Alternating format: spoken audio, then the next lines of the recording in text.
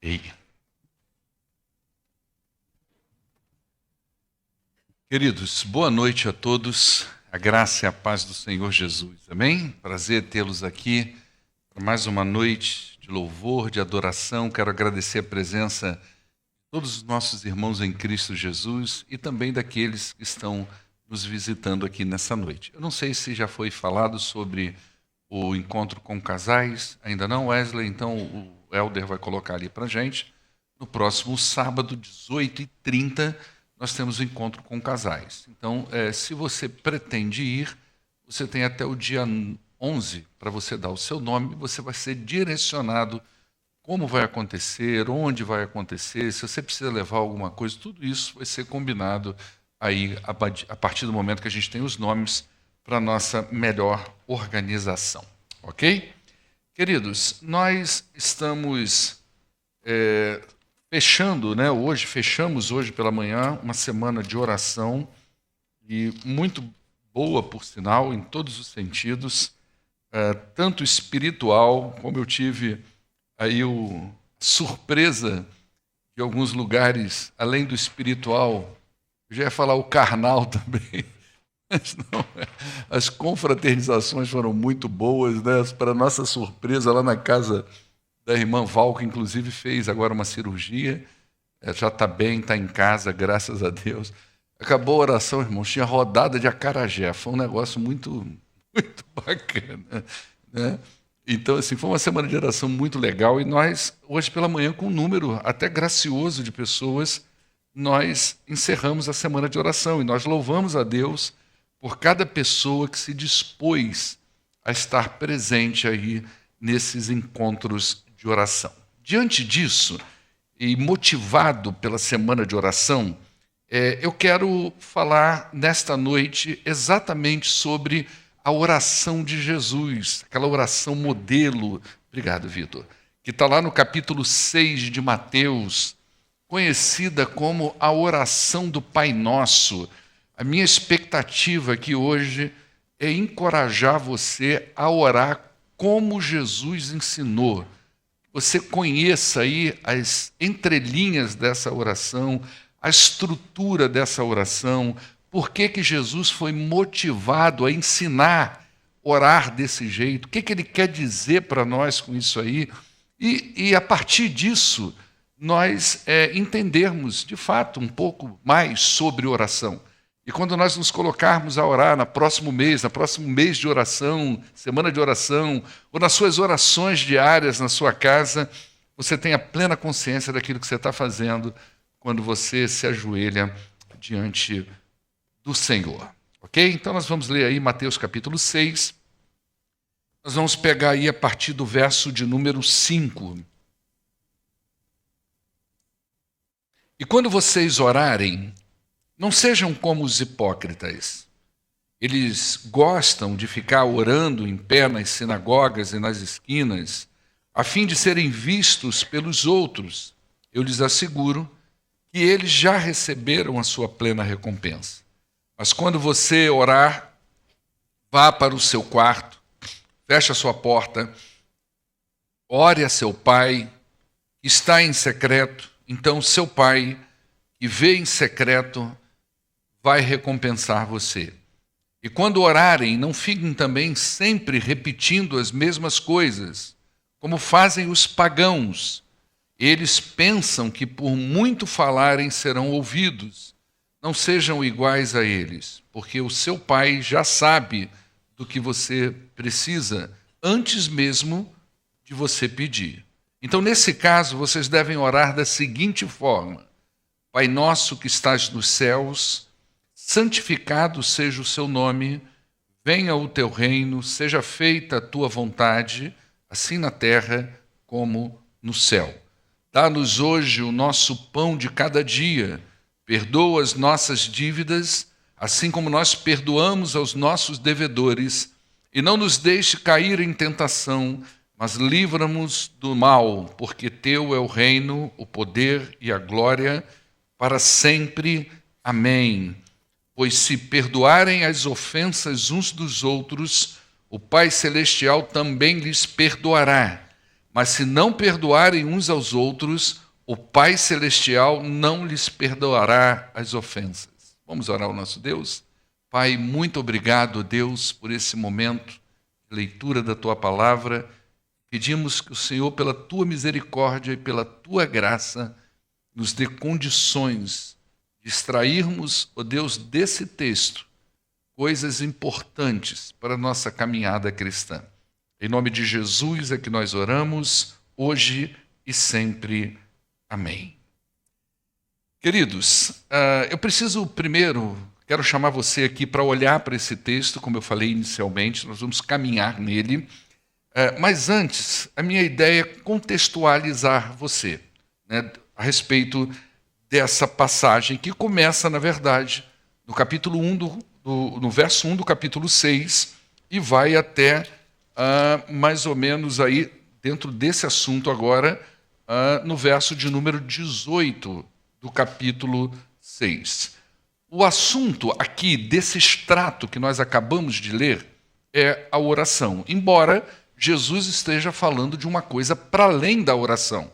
Ele está usando o exemplo da oração para falar de algo maior do que isso, que vai ficar claro para a gente na hora que a gente progredir no texto. Jesus está nos ensinando nesse texto que as nossas orações elas devem ser acompanhadas de motivações legítimas, motivações espiritualmente saudáveis.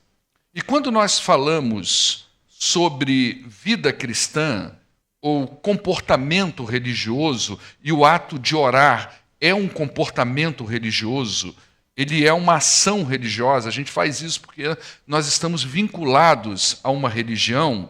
Se não houver uma atitude espiritual legítima, verdadeira, nos nossos comportamentos religiosos, nas nossas ações religiosas, esses comportamentos, eles não vão cumprir o seu propósito. E o propósito de tudo que a gente faz, como sujeitos da fé, como crentes em Cristo Jesus, é glorificar o nosso Deus.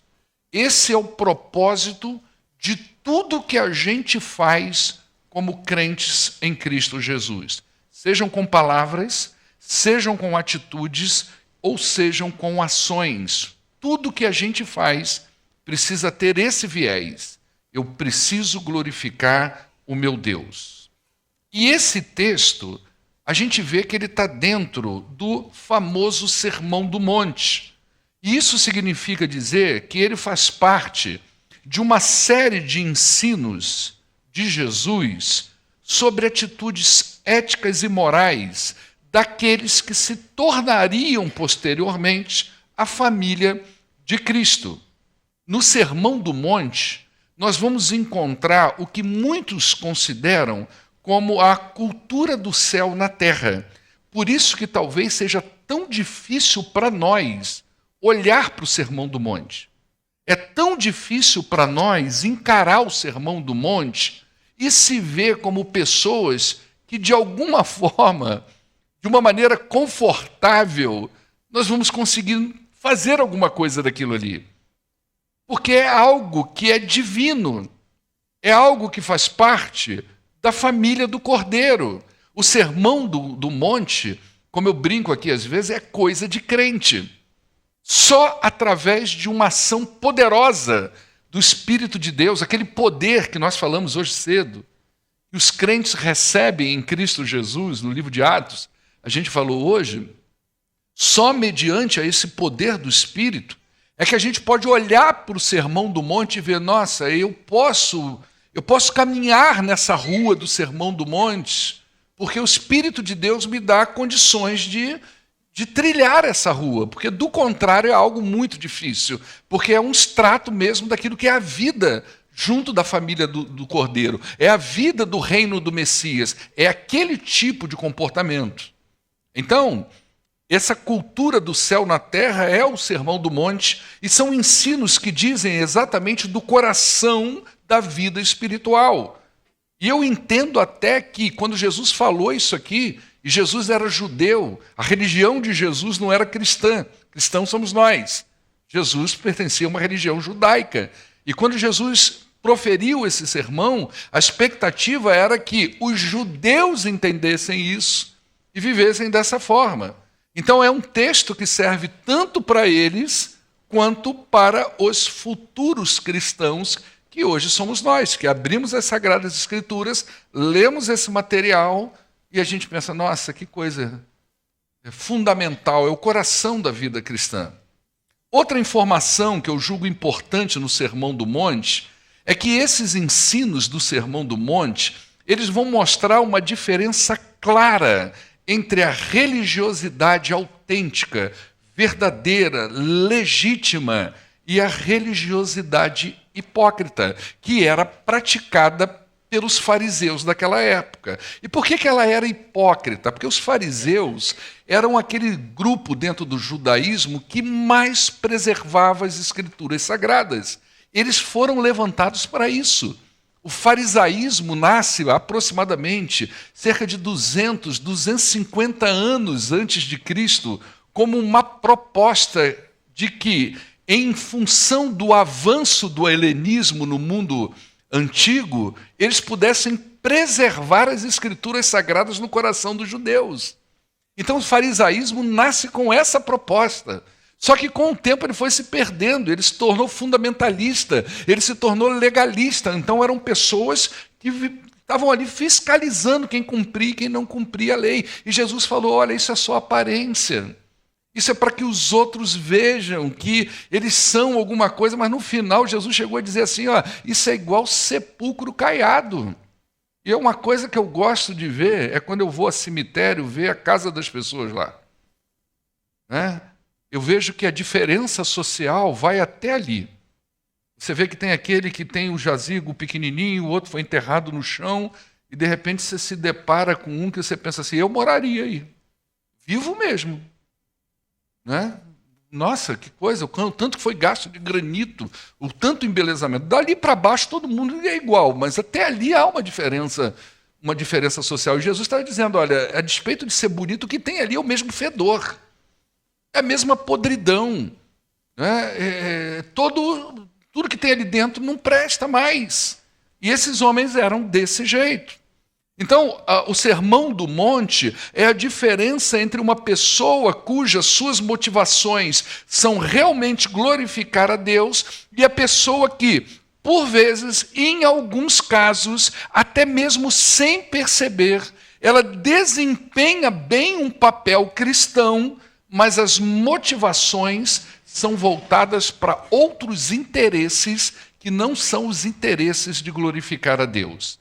E para ilustrar isso que eu estou falando, Jesus usa 3 comportamentos religiosos que, se a atitude do coração não for voltada para glorificar a Deus, serão apenas comportamentos hipócritas, ou seja, ações voltadas para a própria pessoa e não voltadas para o Senhor.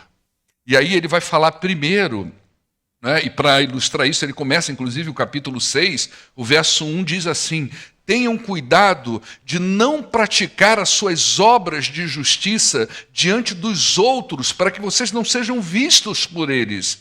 Se fizerem isso, vocês não terão nenhuma recompensa do Pai Celestial. E é a partir disso que ele vai falar desses 3 comportamentos. E o primeiro deles é a ideia da caridade, da doação, né? Daquela coisa, aqui que você encontra aquele texto que diz assim, se o que sua mão direita fizer, que a sua esquerda não saiba. Não é? Jesus está atrapalhando justamente isso.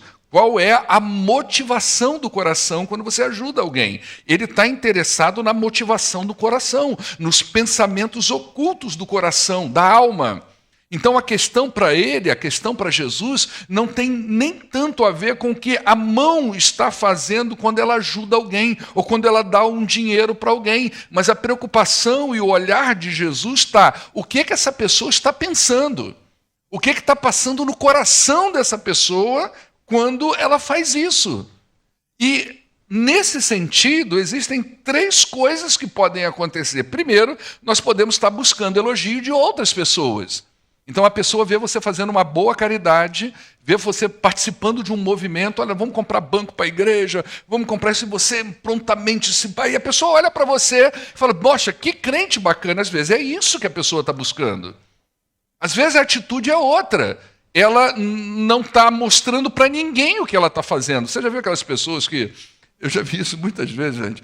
A pessoa às vezes vai dar uma oferta e às vezes é uma cestinha que tal, é o próprio gasofilácio, né? E ela pega o dinheiro, porque ela leva esse texto literalmente ao pé da letra. O que sua mão direita faz, a esquerda não deve ver. Então ela amassa o dinheiro na mão, você já viu isso? E nem ela quer ver o que ela está fazendo. E ela solta o dinheiro lá. Não há erro nenhum nisso, tá, irmãos? Mas eu só estou ilustrando.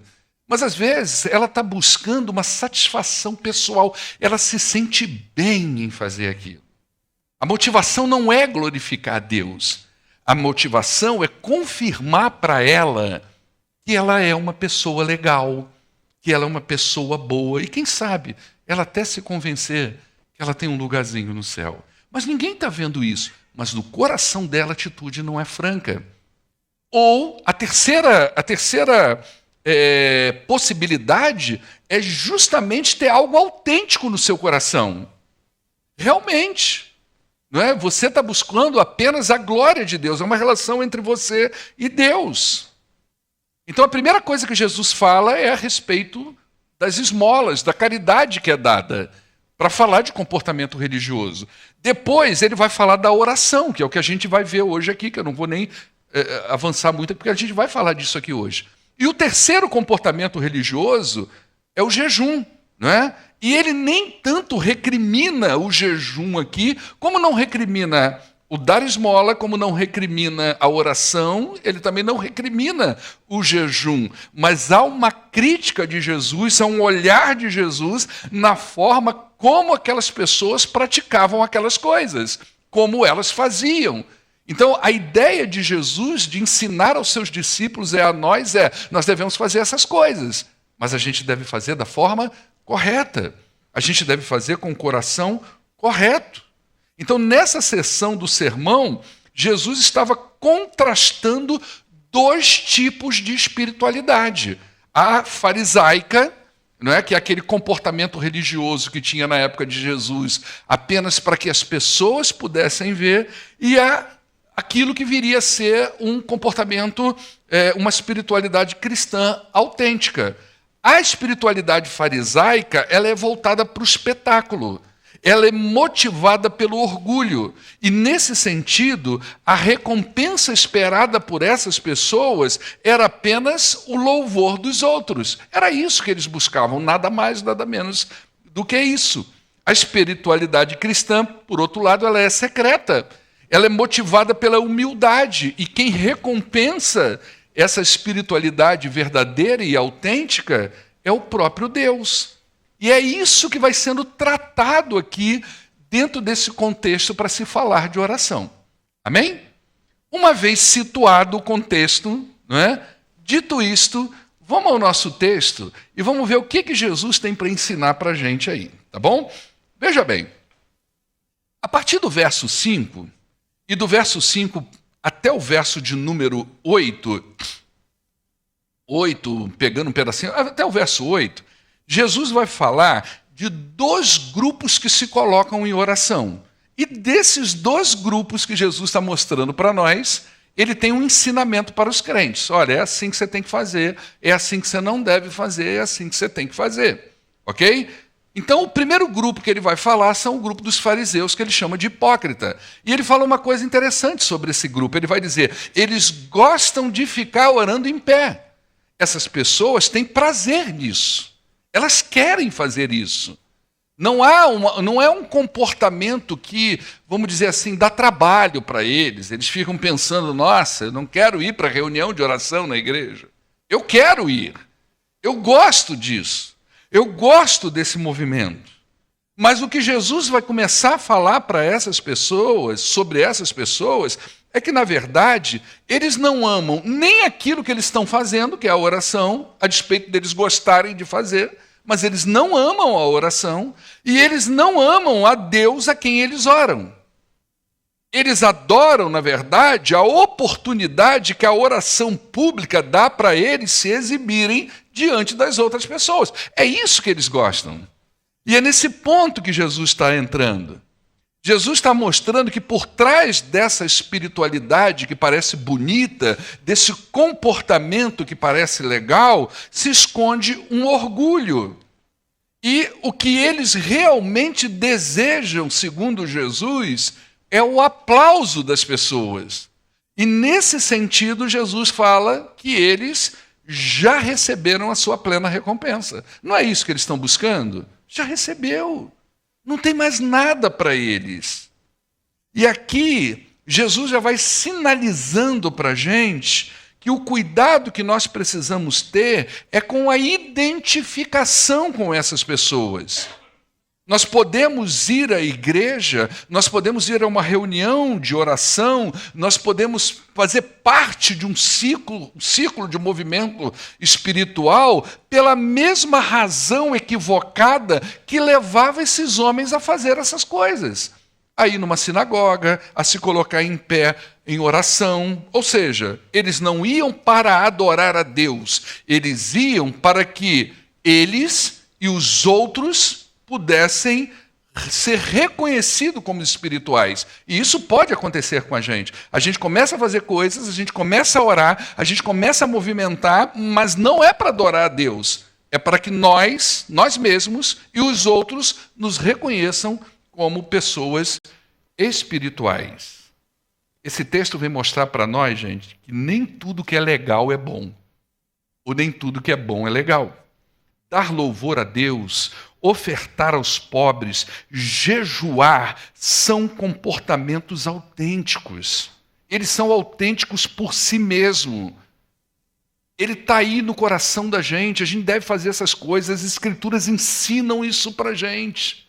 Mas quando o nosso coração não está alinhado com essa proposta, no sentido de que essas coisas devem ser feitas para glorificar a Deus, se o nosso coração, se a atitude do nosso coração estiver voltada para aquilo que as pessoas estão vendo, ou para o nosso próprio convencimento sobre aquilo que nós estamos fazendo, isso destrói a proposta ou o propósito daquilo que nós estamos fazendo, porque não há mais autenticidade, não há mais legitimidade naquilo que nós produzimos na nossa fé cristã.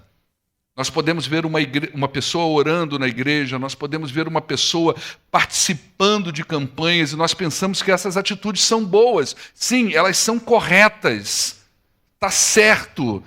Mas o que Jesus vê antes da sua oferta, antes da sua oração e antes do seu jejum, o que ele olha é o seu coração. Talvez seja por isso que o apóstolo Paulo, sabiamente, ao escrever 1 Coríntios, capítulo 13, ele vai comparando, olha, não adianta você fazer isso, se você não tiver amor. Não adianta você dar o seu corpo para ser queimado, se não tiver amor, é só bateção de lata. Né? Então, como então os cristãos deveriam orar? O que Jesus ensina para a gente, para contrastar isso? Ele diz, olha, você deve fazer o seguinte, vá para o seu quarto e feche a sua porta. Ou seja, se afaste das perturbações, se afaste das distrações, se afaste dos barulhos e se afaste também dos olhares das pessoas. Vai para o seu quarto, fecha essas portas atrás de você. E a partir do momento que você faz isso, você vai orar ao seu Pai. Pai é uma relação de intimidade. Porque esse Pai, ele também vai te receber nesse lugar secreto. Ele está nesse lugar fechado, para que com toda a alegria do seu coração, ele receba a sua oração com toda a sinceridade que ele está identificando lá. É nesse lugar que nós nos conectamos com Deus. Ele não vê somente a aparência da nossa oração, mas ele vê o coração. Ele não vê necessariamente aquele que está orando, mas a verdadeira intenção dessa oração. A essência da oração sempre é: nós estamos orando para buscar a Deus. Essa é a essência da oração. Então, o primeiro grupo é o grupo do fariseu.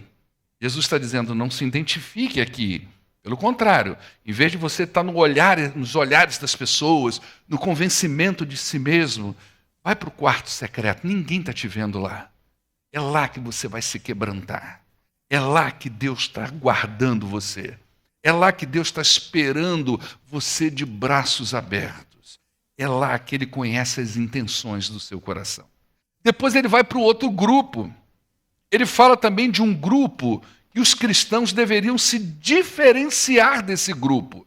Se o primeiro grupo eram os fariseus e a sua hipocrisia religiosa, o segundo grupo eram os pagãos. E os pagãos, eles eram marcados pelo quê? Pelas vãs repetições de palavras.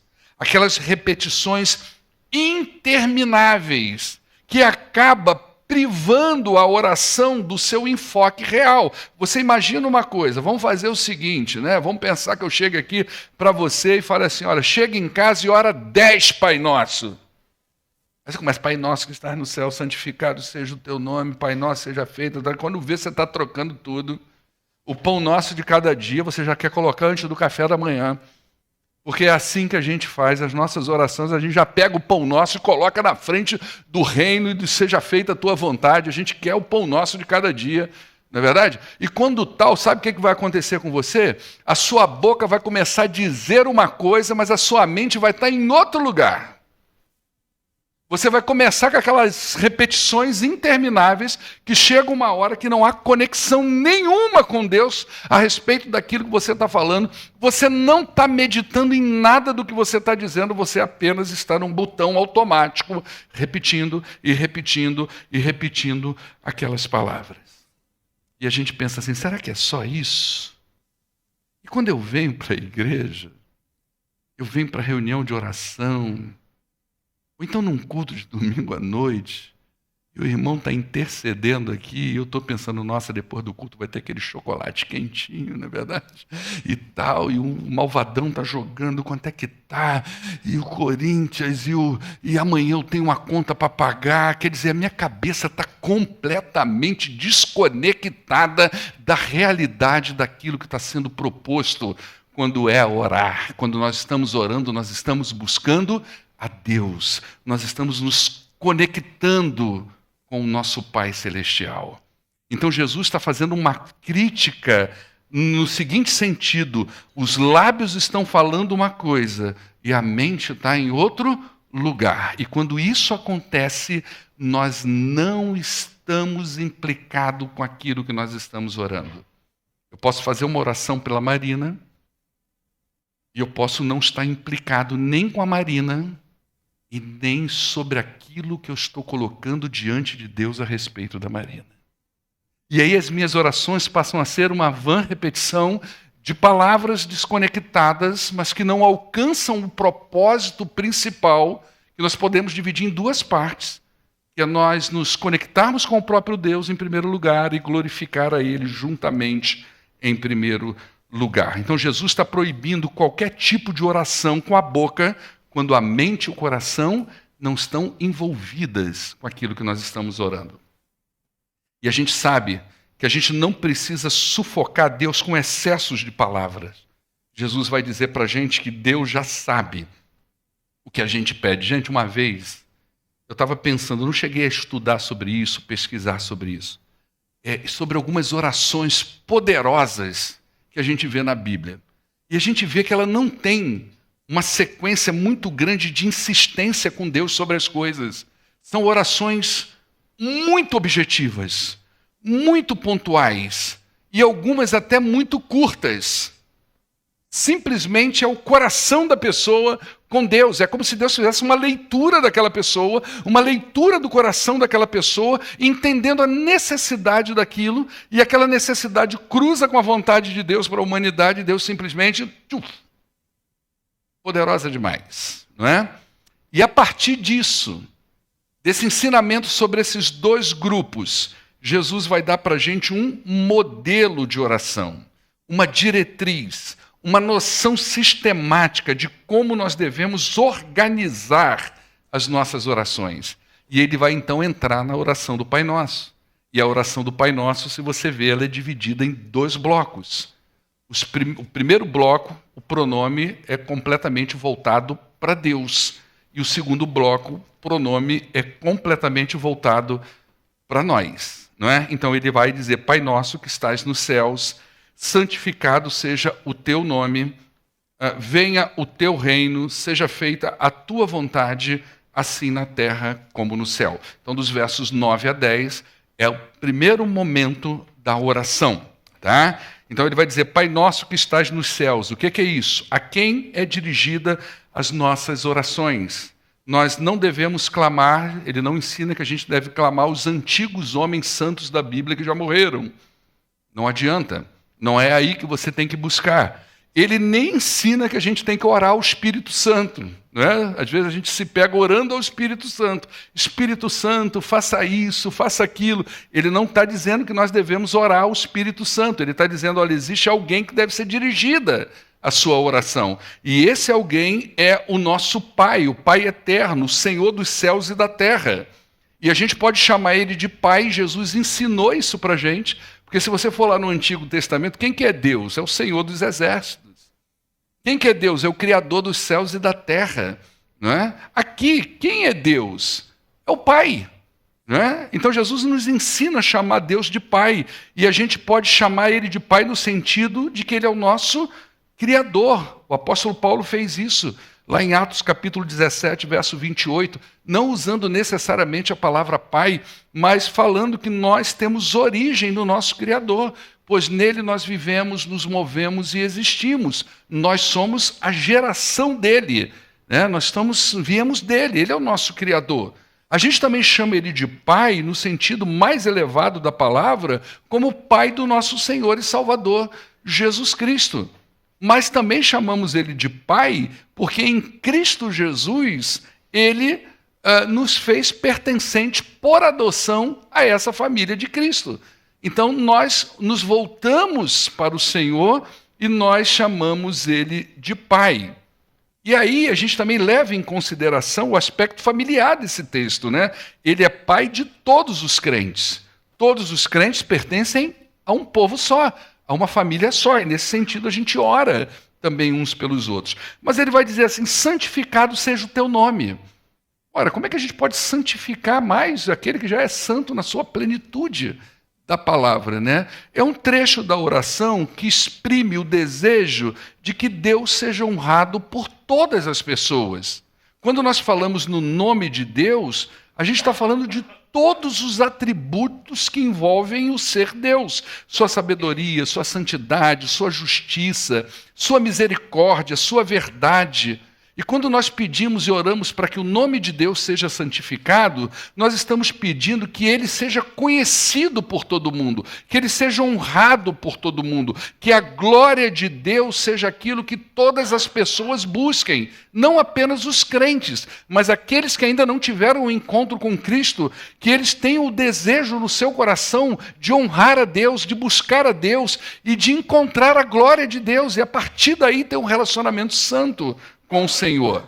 Esse foi assunto, por exemplo, das orações de Jesus. Lá em João, capítulo 12, verso 28, Jesus inicia ali a sua oração dizendo: Pai, glorifica o teu nome. Olha só, como é que Deus pode glorificar o nome dele? É justamente essa a intenção, que o nome de Deus seja conhecido no mundo todo. Essa é a finalidade para a qual as pessoas foram chamadas e convertidas, glorificar e honrar o nome de Deus. Então, a principal coisa que deveríamos buscar nesta vida, como disse Pedro lá na sua primeira carta, capítulo 4, verso 11, é que todas as coisas, em todas as coisas, Deus seja glorificado. Então, essa é uma parte da nossa oração.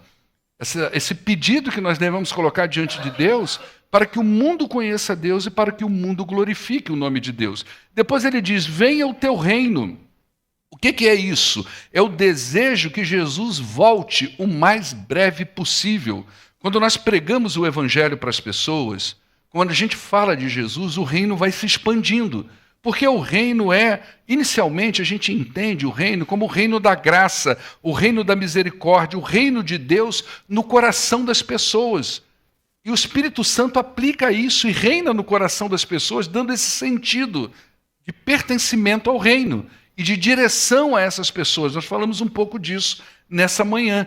Quando a gente ora, venha o teu reino, nós estamos pedindo basicamente duas coisas. Primeiro, que esse reino se expanda no coração das pessoas, mas que esse reino que, a despeito de estar no nosso coração e que a gente entende que é real, nós queremos um dia ver ele se manifestando visivelmente. É como se nós estivéssemos pedindo, Deus, manda de volta Jesus, para que em poder e glória reine com a sua igreja, leve a sua igreja, seja lá uma linha de escatologia que a pessoa compreenda e siga na sua vida.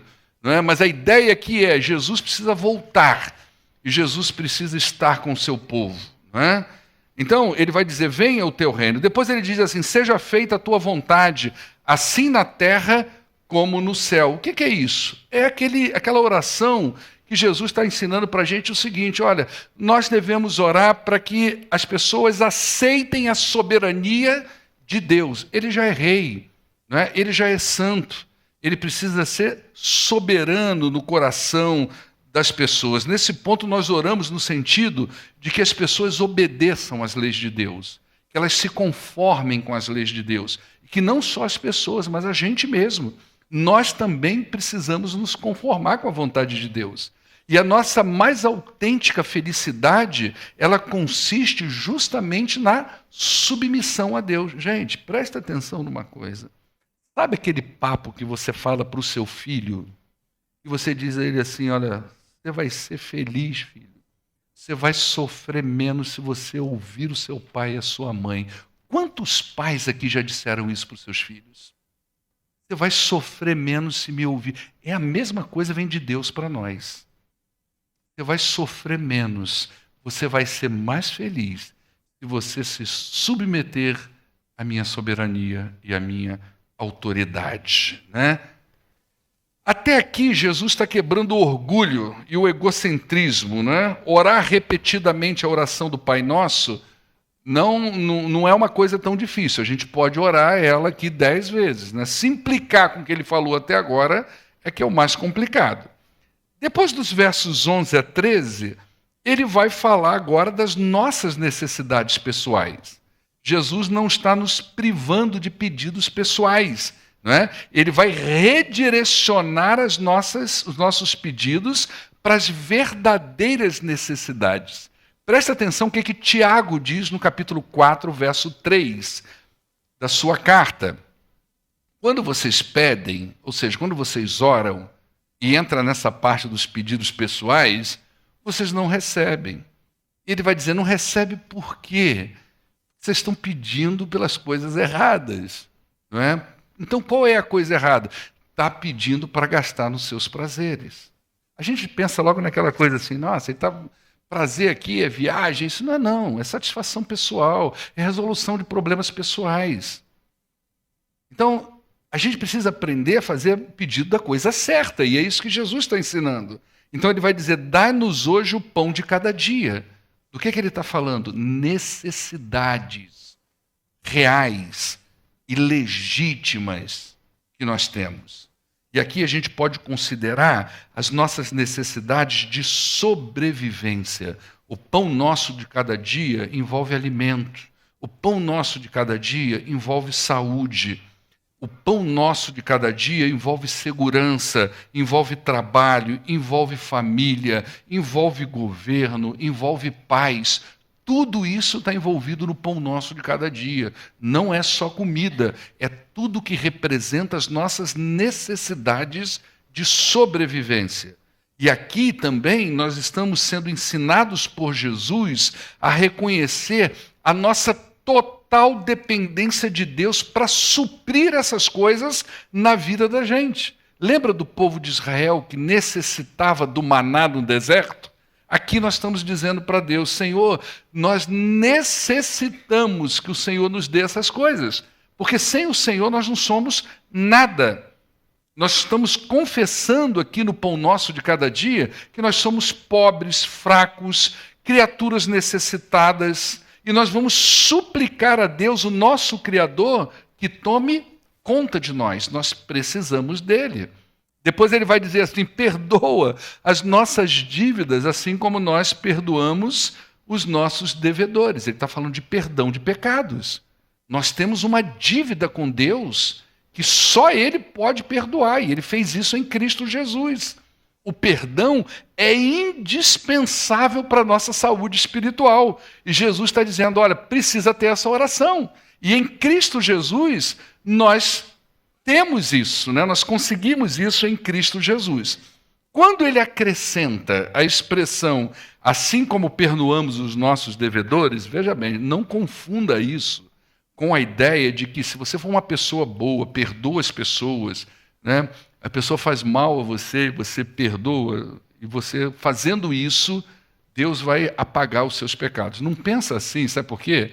Vai ter uma hora que você vai se deparar com uma questão que você não vai dar conta de perdoar, e você vai se sentir culpado por isso.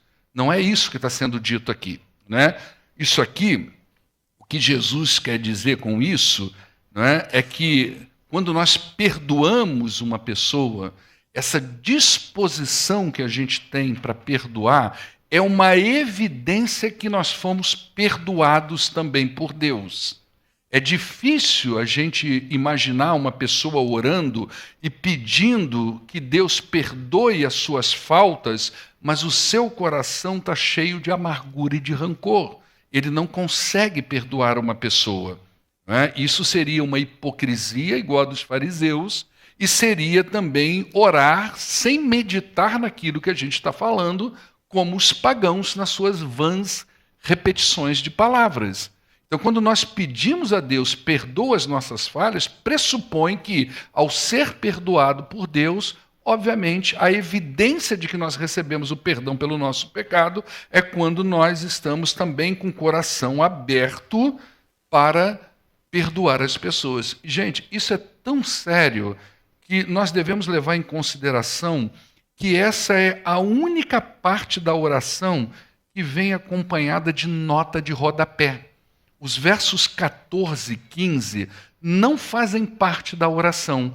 É uma nota de rodapé em relação ao verso 12. Olha o que diz o verso 14.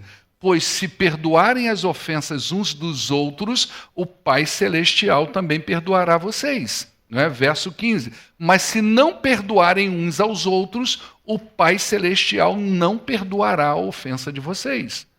Isso aqui está sendo dito a judeus, dentro do judaísmo. Quando a gente entra no cristianismo, a gente percebe que isso é uma evidência da salvação. Eu não sou perdoado por Deus porque eu perdoo pessoas. Eu perdoo pessoas porque eu fui perdoado por esse Deus. Então, o perdão que nós deliberamos sobre as pessoas que nos ofendem são, na verdade, evidências que nós recebemos de Cristo o perdão pelos nossos pecados. É estranho a gente pensar que uma pessoa que vive a alegria da salvação, o prazer de ter sido perdoado por Deus pelos seus pecados, não consiga perdoar uma pessoa. A gente vai cair naquele problema daquela parábola que Jesus conta, daquele cara que devia uma quantia impagável, né? O credor incompassivo. Ele devia Jesus coloca essa parábola como esse cara devendo uma coisa impagável, mas mesmo assim ele é perdoado pelo rei. Mas quando ele encontra o seu amigo na rua, o seu irmão na rua, que devia muito menos a ele, ele se volta contra aquele irmão de uma forma tão bruta, tão violenta, e diz para aquele homem, você não vai sair daqui enquanto não me pagar o que você me deve. E Jesus fala, pega esse cara, leva de volta, coloca ele na prisão, porque ele não vai sair dali. Não vai sair por quê? Não tem evidência de conversão nessa pessoa. O coração está amargo, o coração está duro. Então, o perdão que a gente delibera é uma evidência de que nós recebemos esse perdão. Depois ele vai dizer, não nos deixe cair em tentação, mas livra-nos do mal. Ele está pedindo proteção espiritual. São dois pedidos em um. A vida do crente não é uma vida simples. A gente não tem força, a gente não tem poder em si mesmo para suportar as investidas que Satanás faz sobre nós. Então, o pedido aqui é o seguinte, Senhor, não permita que sejamos levados a tamanha tentação a ponto de nós sermos dominados por ela e a gente venha cair naquelas artimanhas que Satanás coloca na vida da gente, né? E depois ele vai finalizando e ele vai dizendo, olha, por último ele encerra com louvor a Deus por sua soberania e por sua majestade. Ele diz: porque teu é o reino, o poder e a glória para todo sempre. Amém. E a gente aqui conclui essa grande oração oferecendo ao Senhor a profissão do nosso coração, quando a gente confere a Ele honra, glória e louvor. Nessa oração do Pai Nosso, a gente pode ver três petições, nessas três petições, uma alusão à própria Trindade, né? A criação e a providência do Pai, dando para a gente o pão nosso de cada dia, a morte expiatória de Cristo, dando para a gente perdão, e a presença do Espírito Santo em nós, nos dando poder para vencer o maligno. Como é que a gente conclui isso? O que a gente aprende com a oração do Pai Nosso? O que Jesus ensina para nós? Primeiro, nossas orações precisam ser sinceras. Não pode ser só palavra. A gente precisa estar implicado com ela. Nós não devemos dizer o que não está nos nossos corações. A gente não pode fazer isso. Porque as pessoas podem até achar legal. As pessoas podem achar que há palavras bonitas na sua boca quando você ora. Mas o Jesus que sonda os corações sabe qual é a intenção dessas palavras, ou se não há intenção nenhuma. Não é? Nós aprendemos aqui que as nossas orações precisam estar alinhadas com o Senhor. A oração precisa estar alinhada com o Senhor. Olha o que diz 1 João capítulo 5, versos 14 e 15. Esta é a confiança que nós temos quando nós nos aproximamos de Deus. Se a gente pede alguma coisa de acordo com a sua vontade, Ele nos ouve. E se sabemos que Ele nos ouve em tudo que nós pedimos, nós sabemos que nós vamos receber dEle aquilo que nós estamos pedindo. Nós aprendemos aqui que nós devemos orar pelos interesses do nosso Deus. Deus sabe quando o nosso coração está interessado no reino. E olha que metade da oração que Jesus está ensinando é o reino de Deus, o próprio Deus, a glória de Deus. Até os nossos pedidos pessoais, eles devem estar em consonância com as necessidades reais da nossa vida. Proteção, necessidades para o corpo, perdão de pecados. Em tudo, Deus deve ser glorificado, porque a Ele pertencem a honra, a glória e o louvor, pelo século dos séculos. Amém. Ana, nós vamos adorar o nosso Deus, e depois que nós adorarmos, a nossa última oração vai ser do Pai Nosso. Eu vou fazer a oração do Pai Nosso conforme Jesus ensinou para a gente aqui no final. Amém? Vamos ficar de pé, vamos adorar o nosso Deus.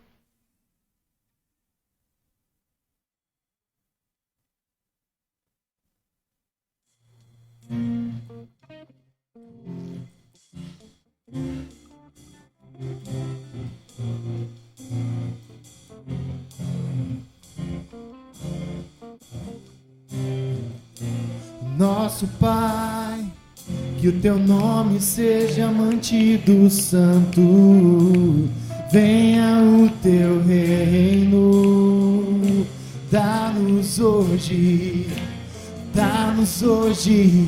o alimento necessário para viver, o pão de cada dia. Perdoa os erros que temos cometido, como perdoamos quem nos ofendeu. Não nos deixe cair em provações severas, mas livra-nos do mal. Diga ao Senhor: venha o teu reino, faça a tua vontade, seja assim na terra como é no céu. Venha o teu reino, faça a tua vontade, seja assim na terra como é no céu. Vamos orar ao nosso Deus. Pai nosso que estás no céu, muito obrigado por pertencer a essa família, Senhor. Muito obrigado, ó Deus, porque em Cristo Jesus eu posso te chamar de Pai.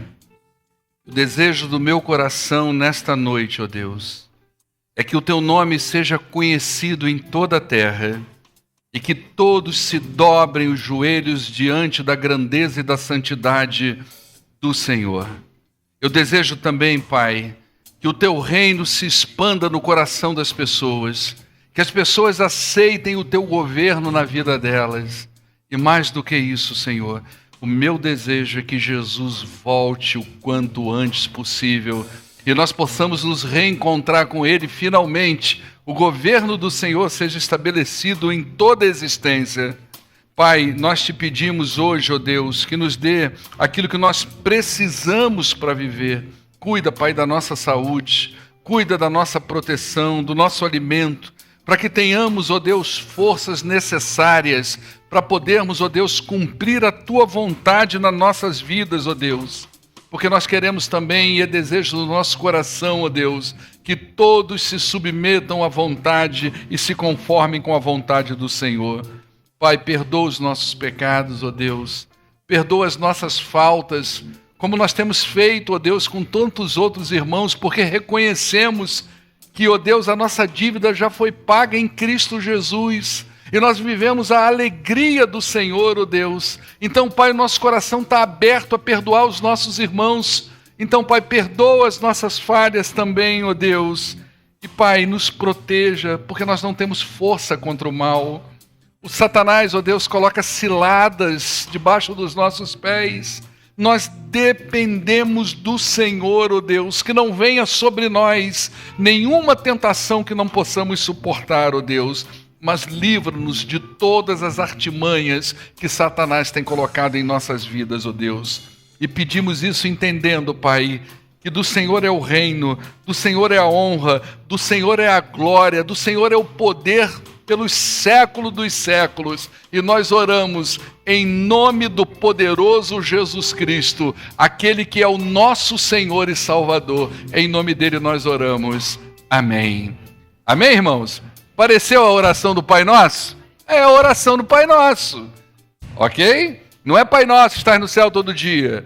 É abrir o coração para Deus, rasgar o coração para Deus dentro da estrutura do Pai Nosso, colocando aquilo que é prioridade do reino, aquilo que nós precisamos para viver e dando toda a honra e toda a glória ao nome do nosso Deus. Despede da pessoa que está do teu lado, convida ela para tomar um chocolate e chega lá e fala assim, ó, o chocolate está quente, o calor está chegando, no verão vai ter o quê? Coca-Cola? Suco de laranja?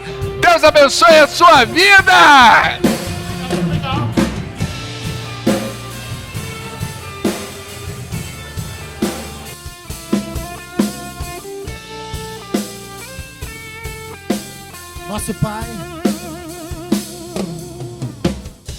Nosso Pai, que o teu nome seja mantido santo, venha o teu reino. Dá-nos hoje o alimento necessário para viver, o pão de cada dia. Perdoa os erros que temos cometido, como perdoamos quem nos ofendeu.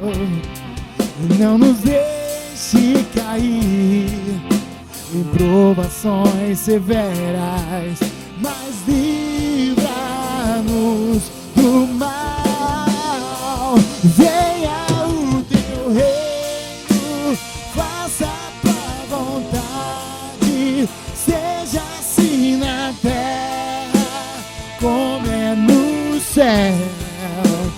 Venha o teu reino, faça a tua vontade, seja assim na terra como é no céu.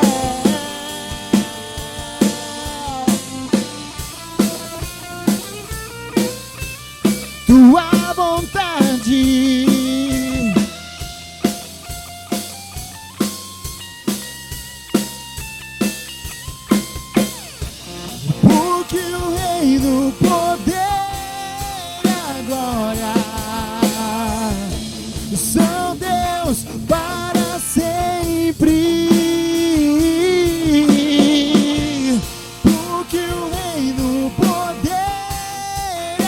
glória. São Deus para sempre.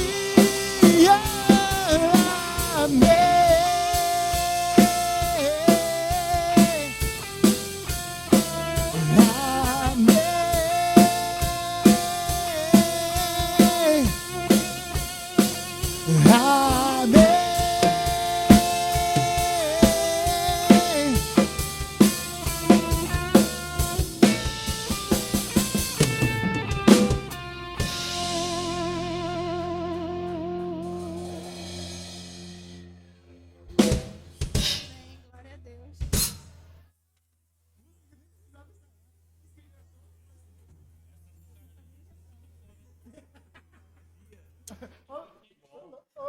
Vitão, essa a gente nunca tocou aqui.